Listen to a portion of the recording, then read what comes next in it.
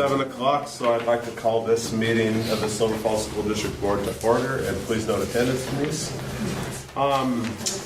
3 items on our consent agenda tonight. Is there a motion for approval? Move for approval. Second. Moved and seconded. All in favor? Aye. Opposed? Okay, we're good.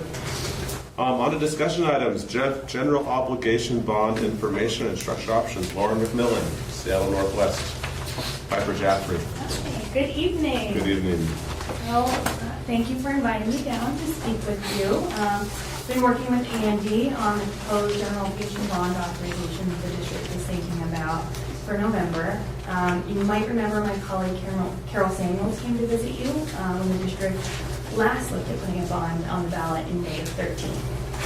So we're going to talk a little bit about general obligation bonds in general, and then drill down to some specifics on what the district has been thinking about for the November election.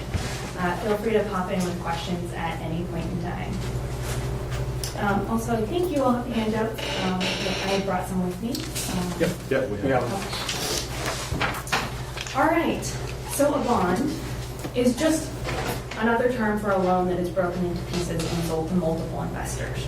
So municipalities use bonds as you would any type of debt to finance projects that you can't afford on a pay-as-you-go basis. There's 2 types of bonds. There's interest-based bonds that school districts can issue. So municipalities get a preferential treatment on the interest that is paid out to investors, which allows investors to accept a lower interest rate. So tax-exempt bonds, the interest is not taxable. So investors don't have to pay taxes on that interest, so they will accept a lower interest rate. Most municipalities choose to issue debt this way because it's cheaper. But there are restrictions, as comes with the federal government. So you do have to meet certain requirements on how you spend your money. The other option is to issue taxable bonds, but they are more expensive. But you do have more flexibility in what you can use them on. And districts tend to use those for financing pension obligations. We're going to talk a little bit about property taxes because your assessed valuation, the district's property tax base, is what the debt service for the bonds will be levied on. So it's a very important component in thinking about general obligation bonds. So the real market value is the amount that the assessor calculates that your property could theoretically be sold for at any given time. On January 1 of that assessment year. And then the assessed value is the value that is used to calculate taxes. And they're completely unrelated. You may remember Measure 50 that passed in Oregon back in the 90s, and that separated these two. So now assessed value is limited in its growth every year to 3% or plus new construction. So you can see in the district's table, this is a historical table of your Measure 5 values and then also your assessed values. And your assessed value growth has been higher than 3% in any given year, and that is due to new construction in the district. So general obligation bonds are payable from a dedicated property tax levy. So you have to use the collections for the GO bond to pay debt service. You can't use those collections to finance, to build other things in the district or to pay teachers. It has to be used towards the debt service on the bonds. And the district taxpayers are the ones that essentially repay that debt through their annual property tax bill. The GO levy is in addition to your permanent rate collections. And the levy rate is set annually by the county assessor. Pretty simple formula. It's whatever your debt service is due. You want to factor in some delinquencies to make sure that you have enough to pay the debt service because, not everybody tends to pay their tax bill on time. And then you divide that by the assessed value divided by 1,000, and you get your levy rate. The levy rate is unlimited. So it's not subject to compression, and your only real limit in what you levy every year is your debt service. It has to be a reasonable number. You can't have $5 million in debt service and levy $10 million. That's going to raise some eyebrows. But you also cannot guarantee a rate. We talk about proposed and projected levy rates when we're looking at, putting a bond on the ballot. But the actual rate that happens every single year is going to would be determined by the future property tax growth in the district. So this is considered the most secure form of financing that a municipality can do because the levy rate is unlimited. So if assessed values in the district were to decline, say you lost a major taxpayer, the rate would just go up in order to cover that debt service. You are limited as to how much you can issue. The state capacity limit is 7.95% of that real market value that we saw before. Results in about $105 million, which would be great. Unfortunately, that's going to result in a really high levy rate. So realistically, your capacity is what your voters and what levy rate they are willing to accept. There's several things to consider when you're looking at a GO authorization. Length of issue. So do you want to sell a 5, 10, 20-year issue? You do have to consider that you have to match the useful life of what you're financing with the average life of the bonds. So you can't buy a bunch of computers and pay it back over 30 years. Most school districts have a basket of improvements that they're considering, so this typically isn't an issue. There is a trade-off between annual and overall cost. It's very similar to a mortgage. 15-year mortgage is going to be a lower interest rate, but it's going to be a higher annual payment. Same in this case, than comparing to like a 30-year mortgage.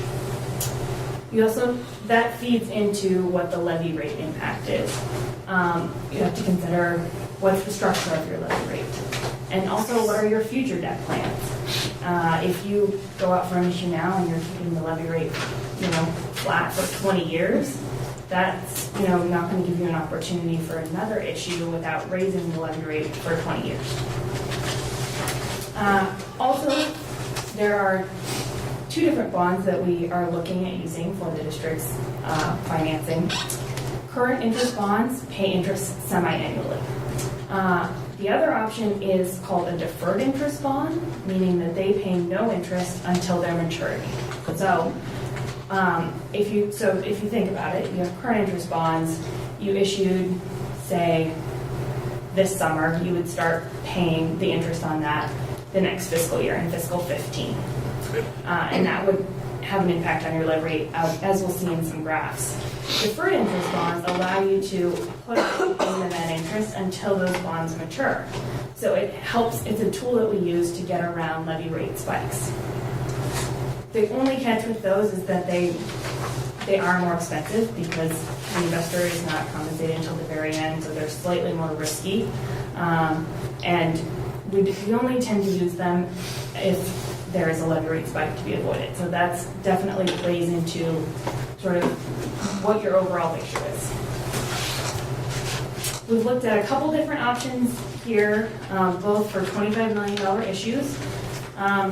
Both have slightly different levy rate structures. First, capping the levy rate at $3. The other option is to cap the levy rate at $3.35, which was the levy rate before the district's levy rate dropped in fiscal, I believe it is 14. So that was the levy rate in 2013. You can see in the first scenario, the cap the levy rate at $3, we're using both of those bonds I mentioned, current interest bonds and deferred interest bonds. And you'll see it on the graph for that issue because we have a smaller window for interest between the district's existing bonds and that $3 cap. And that is why we need to use those. The $3 scenario is slightly longer. We need that longer amortization to meet that levy rate cap.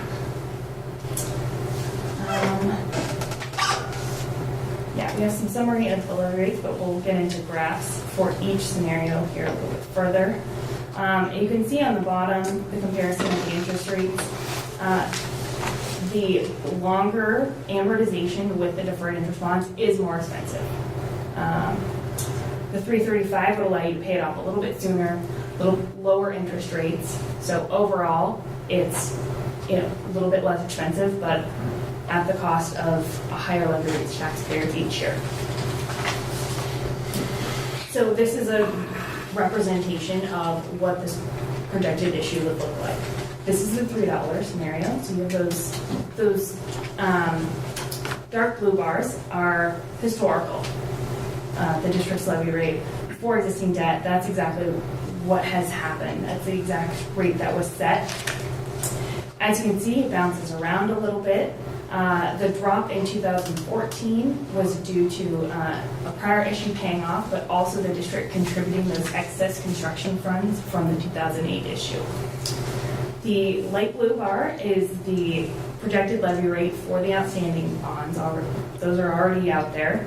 And then the yellow lines are for the projected new issue, the 25 million. So you can see in fiscal 16, out through 27, there's less room there for principal and interest, which that causes the need to issue those deferred bonds since we have so much of the principal paying off on the longer end.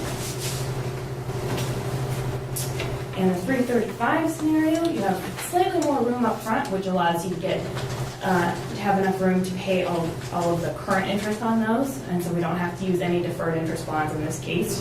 We can also pay it off a little sooner, which makes it the less expensive scenario. But again, a little bit higher levy rate, matching that fiscal 2013 rate. Another thing to consider is, how does this look to some of your peers? It may come up in conversations. This is a table for the total levy rate for some of your neighboring school districts. You can see overall, taking into account permanent rate, local option, and the bond rate, the district is right in the middle of your peers. And then this graph isolates just the GO bond rate. So currently, the district's rate is just around $2.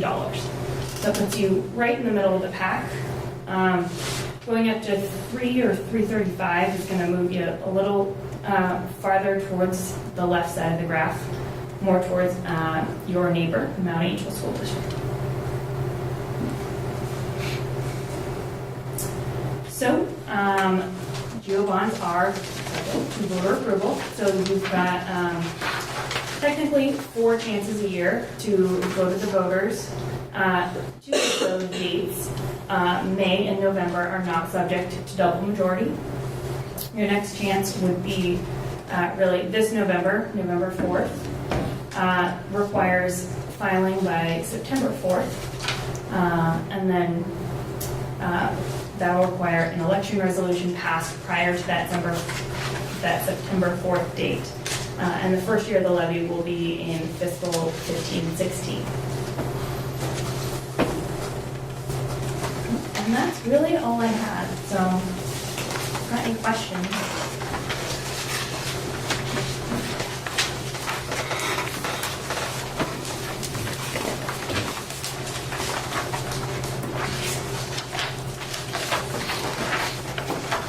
Give us a chance to glance over this stuff again, and then I'm sure there'll be Wake up a little, do some jumping jacks? No, not that, just to kind of gather it all together. What's the local option rate that are on Westland and what's the Lake Oswego? Does that not apply to us? Yeah, so local option is a separate authority that a district can ask its voters for. It can be used for operating expenses, unlike a GO bond. The thing with local option is they are subject to compression. So it's a really tough sort of financing tool, and the amount that you collect in a given year can vary a lot. Even if you say levy, so like in Westland and Oswego's case, they levy that 150 and that 139, and they're the amount that they actually collect can vary extremely widely with just the downturn in property values. Westland's collections actually were cut in half from 2008 when they first approved that. So not that's a very stable separate. funding source. Yeah. We've never pursued it. It's really difficult to get one passed, and then like I said, your collections are unpredictable. So not too many districts have that, and really the huge hurdle is getting everybody on board and those are subject to an election. You said it again here, and that was one of my other questions, when you say not subject to compression. Can you explain that a little bit more? Oh, sure. So this gets into the nitty-gritty of the property tax system in Oregon. I'm going to take you back to this table. So through all of the revisions that they've had to the property tax system, Measure 5, Measure 50, I don't know if those terms are familiar, but they've kind of sliced and diced how people can levy taxes. And compression means that, so this is a Measure 5 issue, where it limited what issuers can collect for different purposes. So the limit for general government, cities, other counties, other authorities are limited to $10 of levy rate per RMV. And then school districts, all the education districts in any jurisdiction, so the ESD, the school district, and the community college are limited to $5 of RMV. So it gets a little complicated because your levy rate that you think of is actually on assessed value, but what happens is they then take the amount that you're levying and apply that to the real market value and see what the cap is. So while if your actual taxing district had over $5, right, in total levy rate, it was about $6.62. But that's on an assessed value basis. So when you apply that to the real market value, the levy rate there is slightly less. But what happens is whenever you hit that cap on any given property, and this is calculated on a property by property basis across the district, when you hit that $5 cap, you can't collect any more than that. So they call that compression. It's compressed out.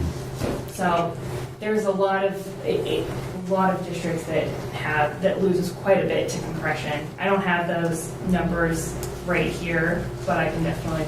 Well, that's forward okay. if Just that's something help to understand the concept. That makes sense. Yeah, that is. Oregon's property tax system is really unique. There's been talk of trying to, fix it, at least modify it. League of Oregon Cities is putting together proposals, but it gets very, very complicated.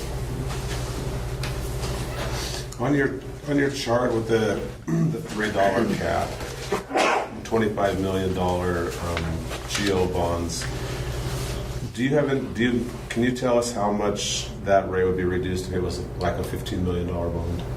I mean, do you have that information, or is that too much to? I don't off the top of my head. I'm not sure if I know we've looked at several different amounts for the district, and we may have run 15 million at some point. Do you remember? I think we did. I think it's Okay. it's been a few weeks. Yeah. I think we've also To take it out. looked at different, rather than seeing how low that levy rate goes, we've been keeping the levy rate at $3 and shortening it for I different see. amounts. Okay. Because, so you can see you don't have a lot of room there. So if you were to essentially say, well, I don't want to pay anything until 2028 and issue all deferred interest bonds, you could. It would just be a lot more expensive. Of course, yeah. So, Yeah. Okay. So there's lots of different ways to play with it as far as yeah. the amount and how long it's spread out. And Yeah, just lots of different trade-offs for different structures, paying less annually, increases your total cost, but may, be more palatable to voters. okay. I was really struck by on the two options, just increasing it by 35 cents really decreased the amount of the interest paid on it. Like It did. almost 7 million, a third, more than a third. Mm-hmm. That's a lot. And how much on that $3 chart? How much of that narrow band? How much principal is being paid in there? Essentially, you're trying to, there's not a lot of principal being paid off in those years. So You're we run- maximizing the amount of current interest bonds you can pay, Right. so that's really being taken up a lot by interest. So you're just treading water through there. Yeah, I'm comfortable with that. How many districts structure bonds that way? I mean, I understand you can stuff them around, but that seems to be paying just interest for 12 years seems to be, well, I'm uncomfortable with it. Do many districts do that? Are you aware of? Some, Yeah, I mean, that's the they question. definitely do. Uh-huh. We have looked at lots of different structures for different districts. Yeah. It is largely a function of what your existing debt picture looks like, and then also what your needs are. Some districts really need to issue now, and they don't think their voters are going to accept a considerably higher rate, so they're willing to, take that trade-off and push out the payment of the principal in order to get things done. So. And also, we have lots of needs on the horizon, though, and it pushes it out, the ability to do it again. Because it seems to me, just looking at the charts, we don't really pay anything until we can pay this bond off in 1, 2, 3, 4, 5 years if we had the full bonding capacity available. Yeah. And it's just that we're renting the money for a while. It's a good way to put it. So, okay. Other questions? Okay. It's very good. It's very Yeah, helpful. this is very thank helpful. Thank you. Great, you. thank It's you. nice to go over this again and again and again. So thank you very much. Yeah, it takes a few times. Yeah. Thank you for your information. And Tim, as we move along through the early parts of the summer and we develop a package or at least a narrower band of what we anticipate a potential bond amount will be, the 25 million was used for conversation purposes today. But once we are able to better identify that anticipated amount, we'll put it right back in Lauren's court to say, what could it look like? And to come up with some of those scenarios, Tom, like you're discussing, and to see what that impact looks like. And so what you've seen there, it's familiar to what you saw a year and a half ago, almost, but will also be familiar to, or similar to what Lauren will provide us as that band becomes narrower and narrower. Okay. I do have a couple more questions. What's the interest rate that was used in these projections? What did you say? I thought I saw 1%. Well, it says 1% plus current interest plus 1%. So I don't have the sort of the blended rate on there, but essentially this is current interest rates plus a cushion of 1% over those, because we don't really know what interest rates are going to do in the future. So we like to use a cushion to be conservative.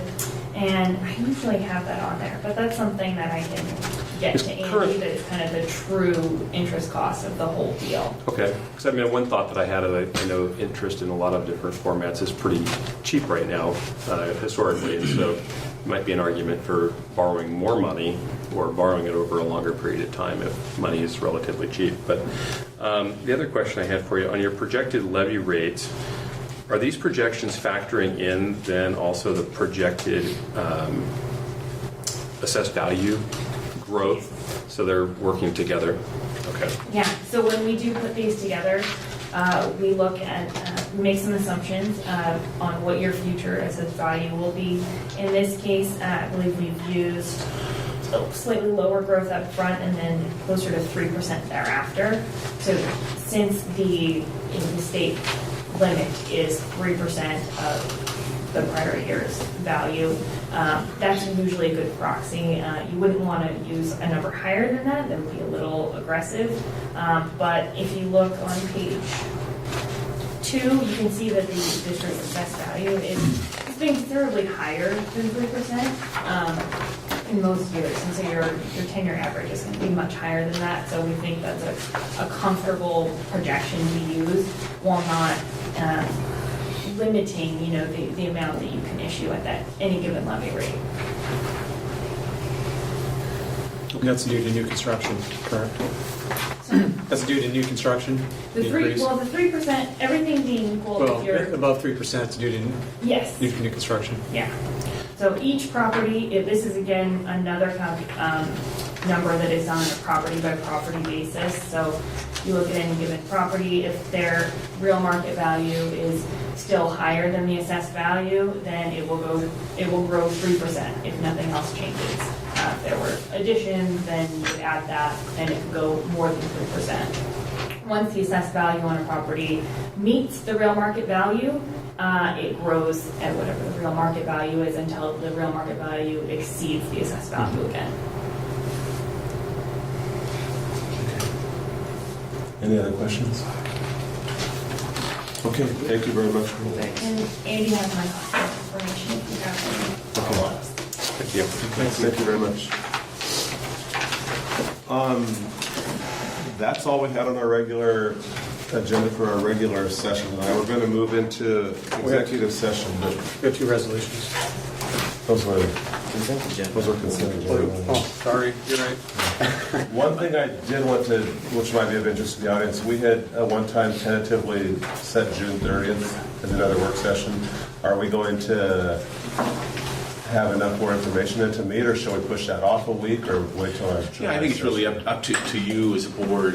We won't have any new information, substantial new information by a week from today. Okay. We're spending some time working on that and putting that information together. We'll definitely be ready by the 1st of July. By the, is it the, what's the July date? 30th. What would be the first Monday in July? 7th?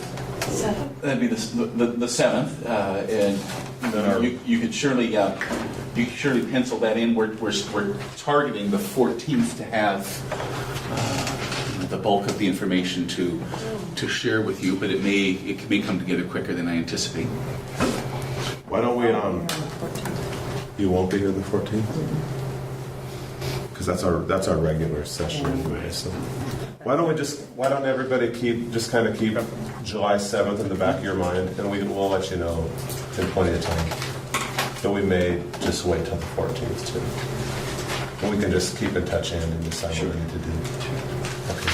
If I can ask, Tim, if you board members have any additional input that you want to share, just even about first impressions or feelings about a general obligation bond, and Lauren gave you a couple of good examples, trying to keep below the $3 threshold, trying to use the reference from pre-2014 with the maximum rate that was being paid at that time, whether there are any just first impressions or initial thoughts that come to mind, because anything I think as you can be to discuss this, to drill down to your priorities, which will take some conversation. Anything at this point would be helpful for me to share with Lauren as we move ahead, and especially as we begin to come up with some figures that are more accurate than what they are now. So the question to you is just general input from you. $3, $3.35, longer. Tom, you gave some good input about, especially if we're thinking 10 or 12 or 14 years down the road and having to ask again, the merit of asking a little bit more, but getting it paid off quicker. Yeah, Right. the idea of going 12 years without essentially not paying any principal down is not prudent to me. Well, that's really expensive to taxpayers as well. It is. Yeah. Going both ways is expensive. And going to 330, getting number 3 is expensive. But Yeah. not paying principal down on your debts is It's more expensive. it gets more expensive in the long run, because we have other buildings in the future that are going to need attention. So Yep. It's been clear. The bond amount might make a difference on that too. We could, if we have a $15, $18 million bond, Yeah. it may make a Well, you difference bet. on that. Maybe it'd be closer to $3 rate at the quicker payoff. Right. I'd like to think we'd And also, get below 20. Right. Getting the amount we borrow down would really help out a lot. Yeah, yeah. But that's going to be a tough one. At 25. Yeah, oh yeah. But I know we've even, there's been discussion that 25, with some board members maybe think 25 is going to be too high. We would like to keep it under 20 if we can. So it just all depends on the numbers, I think, how it all fits together. It's very helpful. Thank you. Okay, so we're going to move out of our regular session now, adjourn to executive session under ORS 192660, exempt public records, input on superintendent evaluation and assistant superintendent vacancy. So thank you for coming, everyone.